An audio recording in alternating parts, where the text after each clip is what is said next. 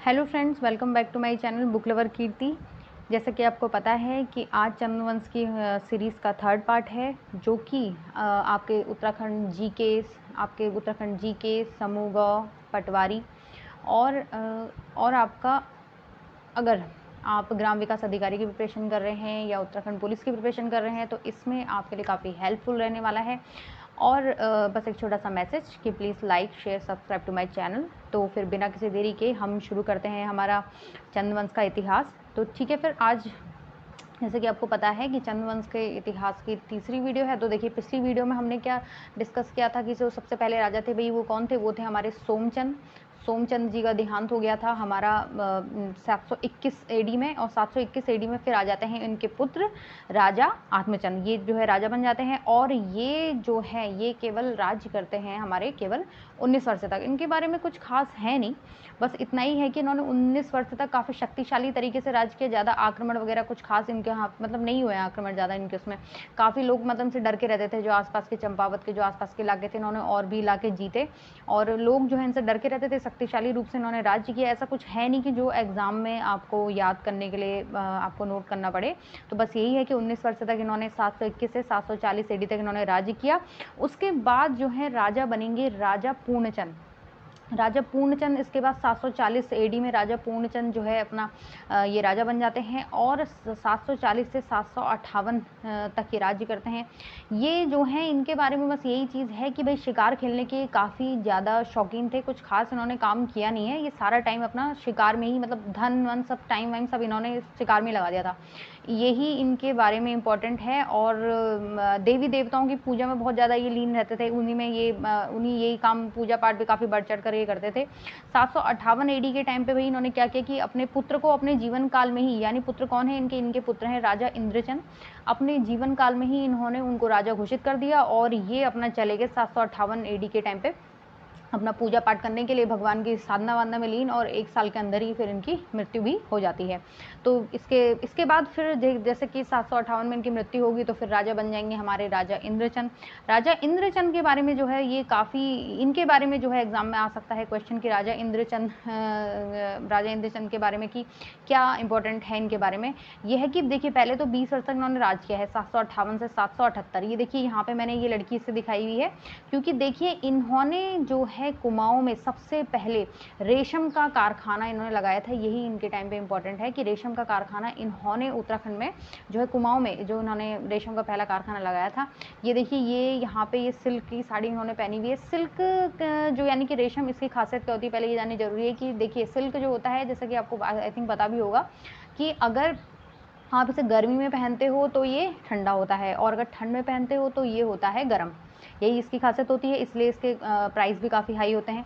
और इसके जो रेशम है, आपको पता ही होगा कि रेशम जो बनता है वो बनता है हमारा किससे, ये बनता है रेशम के कीड़ों से। और ये जो है शहतूत की पत्तियाँ, जो शहतूत की पत्तियाँ होती हैं उसे खा के ये जो है आपका रेशम के जाल सा बुनते हैं ये अपने लिए, और मतलब फिर उसी से बनता है रेशम, उसी की प्रोसेस होती है पूरी। तो अब ये है कि इनके बारे में एक चीज़, हाँ एक चीज़ और है कि ये बहुत ज़्यादा घमंडी स्वभाव के थे। जो इनके बारे में आता है कि भाई राजा इंद्रचंद जो थे बहुत ज़्यादा घमंडी थे, और खुद को ये इंद्र के समान समझते थे, ये अपने आप को इंद्र मानते थे। तो यही इनके बारे में थोड़ा सा इनका स्वभाव था। फिर उसके बाद देखिए कुमाऊं में रेशम का कारखाना इन्होंने खोला। अब ये आया कहाँ से रेशम यहाँ पे ऐसे आया कि नेपाल की जो थी, एक नेपाल की राजकुमारी थी, नेपाल की राजकुमारी, अब उनकी शादी होती है, और शादी करके वो जाती हैं आपका तिब्बत। शादी करके वो चली जाती हैं तिब्बत में। जब वो शादी करके जाती हैं तो वहाँ पे क्या हुआ था कि देखिए, बगल में चाइना है, हमको पता है। चाइना में सबसे पहले रेशम का आविष्कार हुआ था, और काफ़ी सालों तक उन्होंने इस टेक्निक को, रेशम के बनाने की जो टेक्निक थी उसको छुपा के अपने पास रखा था। तो वहाँ से लीक होके ये तिब्बत में पहुँच गया था चाइना से।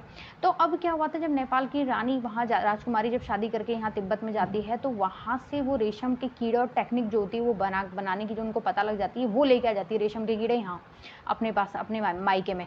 और इनके अच्छे संबंध रहते हैं यहाँ के राजा से, कहाँ से, किनके कहाँ से, इंद्रचंद के अच्छे संबंध नेपाल की मतलब वहाँ होने से ये क्या करते हैं, नेपाल की राजकुमारी जो है, मतलब अब तो खैर रानी हो जाती है वो शादी के बाद, तो ये जो है नेपाल से जो वो मायके आती है तो वहाँ से ये कीड़े मांग के, ये क्योंकि यहाँ ले आई होती है अपने मायके नेपाल में, तो ये वहाँ से मांग के यहाँ ले आते हैं कुमाऊं में। कौन? राजा हमारे इंद्रचंद।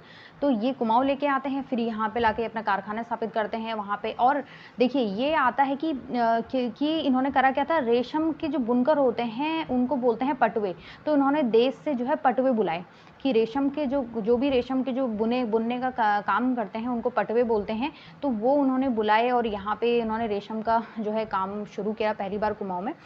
और इनके बारे में एक चीज़ आती है कि जो रेशम के जो पटवे होते हैं, ये ऐसा कहते थे कि अगर आपको रेशम का काम अगर अच्छे से काफ़ी आपको प्रॉफिट कमाना है, कुछ करना है, तो आपको झूठी खबरें फैलानी पड़ेंगी, तभी जो है रेशम का रंग पक्का होता है और जो उसका व्यापार होता है अच्छे तरीके से फलीभूत होता है।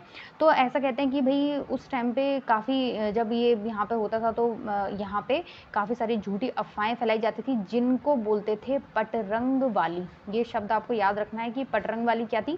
पटरंग वाली का मतलब होता है झूठी अफवाह जो फैलाई जाती है उसको पटरंग वाली कहते हैं। तो ये पटरंग वाली यहाँ पे जो है काफ़ी उस टाइम पे फैलाई जाती थी। तो ऐसा एक इसके बारे में ऐसी एक बद्रीदत्त पांडे जी ने अपनी बुक में लिखा हुआ है कि एक ऐसी पटरंग वाली फैलाई गई थी कि राजा जो हमारे राजा इंद्रचंद थे, ये एक बार क्या कर रहे थे, ऐसे बैठे हुए थे अपने ध्यान में लगे हुए थे शाम के संध्या के समय, तो ये अचानक से हंसने लगे। तो लोगों ने पूछा, जो उनके आसपास के, जब संध्या टाइम पे तो पूजा कर रहे थे, फिर अचानक से हंसने लगे। बाद में इन लोगों ने पूछा कि भाई क्या हुआ, आप क्यों हंस रहे थे राजा जी? तो उन्होंने बोला कि दिल्ली में एक जैसे वो होता है ना कि वो जो वहाँ पे नृत्य वगैरह करने वाली होती हैं, तो वो ऐसे नृत्य कर रही थी और वहाँ पे मैं भी था और मैंने ये देखा कि जो नृत्य करने वाली जो लड़की थी, उसकी कमरबंद जो पहनते हैं, तो वो जो कमरबंद उसने पहना था, वो कमरबंद उसके पैर में फंस गया और वो गिर पड़ी। तो ये देख के आसपास के जितने लोग थे वहाँ पे सभा में, वो सब हंसने लगे। तो उन्होंने कहा ये देख के मैं भी हंसने लगा। अब इस बात का पता करवाया गया कि भाई उस रात ऐसा हुआ था कि नहीं हुआ था। तो जब दिल्ली में पता करवाया गया तो वो बात सही निकली। तो ऐसे करके मतलब जो है ये अफवाहें पटरंग वाली फैलाई जाती थी।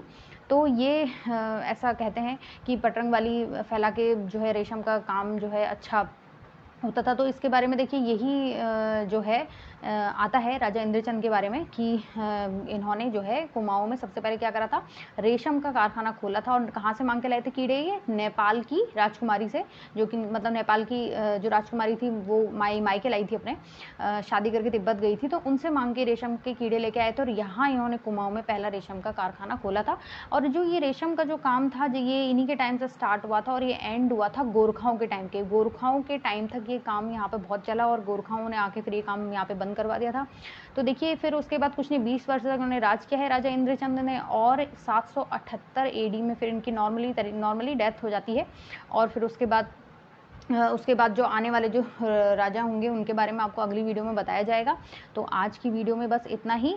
तो मिलते हैं नेक्स्ट वीडियो में एक और नई कुछ कहानियों के साथ, नए राजाओं के साथ। तब तक के लिए स्टे होम, स्टे सेफ।